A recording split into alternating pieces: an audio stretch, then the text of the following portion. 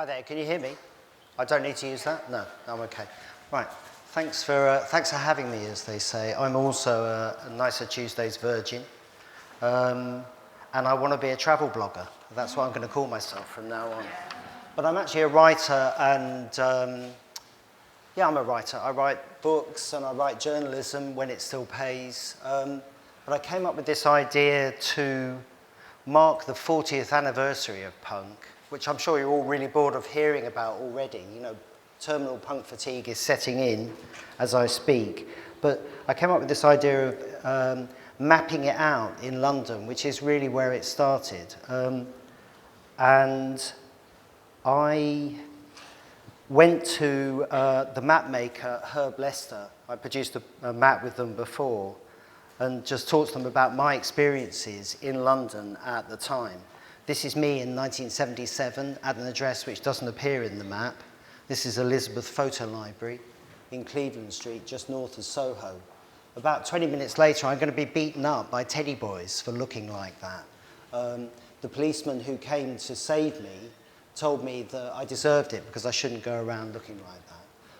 And at the time, actually, punk wasn't really accepted as a means of visual expression or a lifestyle that we recognize it as being now.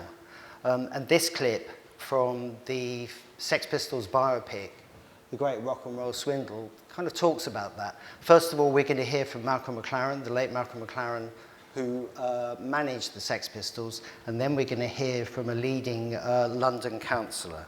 Right, agreeable, but the three of the groups which have already been booked will go on. You'll stick on stage, split the audience and so on. I mean, how can this be a good example to children? Well, people are sick everywhere. People are sick and fed up with this country, telling them what to do. But not being paid for it. Pardon? But not being paid for putting on that sort of public show. Well, nor are we. We ain't even being allowed to play. Makes you sick, doesn't it? Right. My personal view on punk rock is that it's nauseating, disgusting, degrading, ghastly, sleazy, prurient, voyeuristic, and generally nauseating. I think they just about covers in as far as I'm concerned. I think most of these groups would be vastly improved by sudden death. The worst of punk rock groups, I suppose, currently are the Sex Pistols. They are unbelievably nauseating. They are the antithesis of humankind.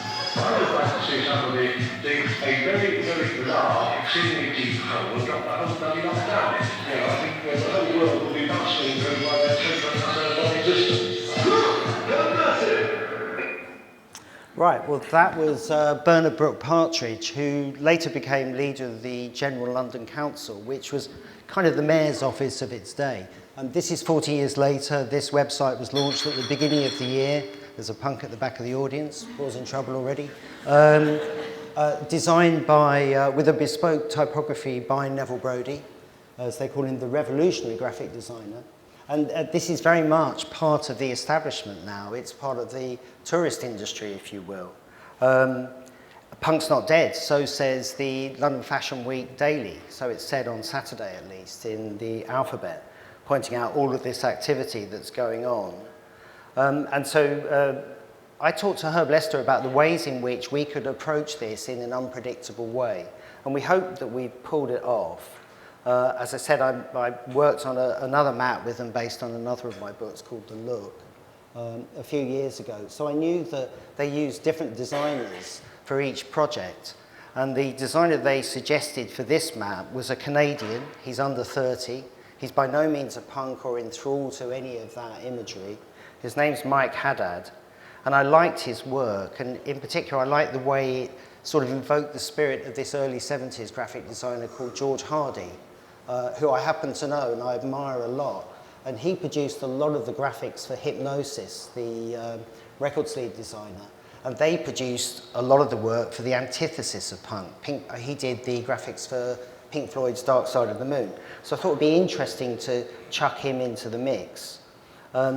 This is the stuff that we were aware of, but we wanted to avoid. It's the first flyers produced for the Sex Pistols by McLaren, who'd been an art student, and so knew his stuff. And it's very cut and paste, and it's got this blackmail lettering.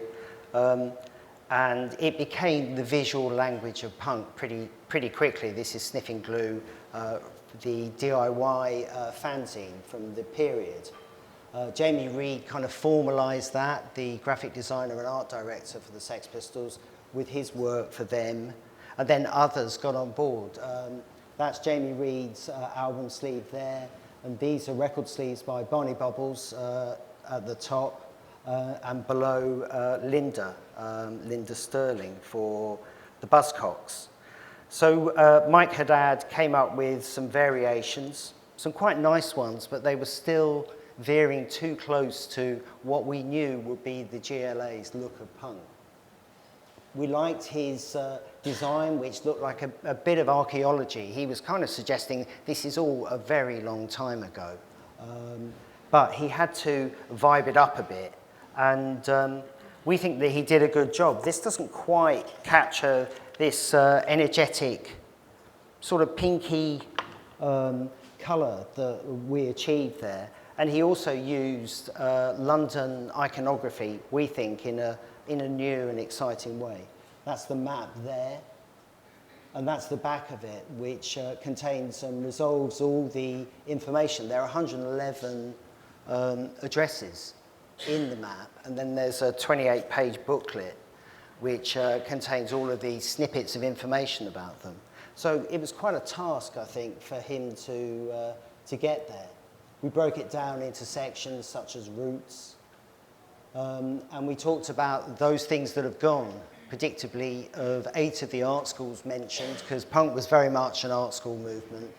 6 of them, I think, have closed, 5 have closed, and the major T-shirt company and the venue, they're both, coincidentally, both branches of the Mexican food chain Oaxaca. I've not been there, but I don't imagine it's very punk.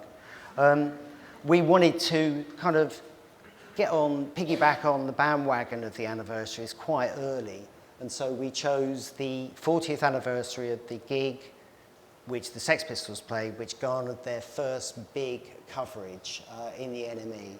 And this piece ends with this great quote from the guitarist where he tells the journalist, "We're not into music, we're into chaos." And so they kind of lit the touch paper for the very chaotic and brief history of punk in terms of music.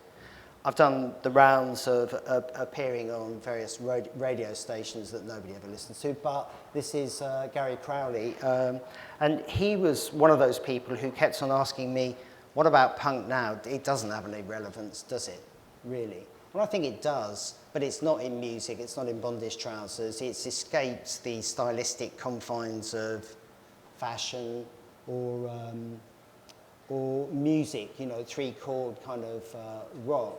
But you can see it in the spirit of things like the Mush Pit, and also in most surprising places, I think. This is Julia Muggenberg, who is a jeweller by trade, and she operates this art space in Mayfair. And she got me involved in a project quite recently, which absolutely coincided with the creation of this map. And I think, you know, her non-conforming attitude is really quite punk rock. She put on this show curated by this gentleman, Paul Kindersley, called The Conformist, to which I contributed, and we had the opening last night, so excuse the bags under my eyes.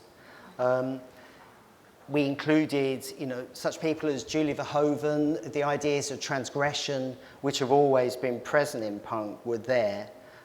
It wasn't avowedly punk, but I wanted to include one of the originals. This is my friend John Wardle, also known as Joel Wobble, the musician who was an original member of Public Image, and he created a soundtrack for us.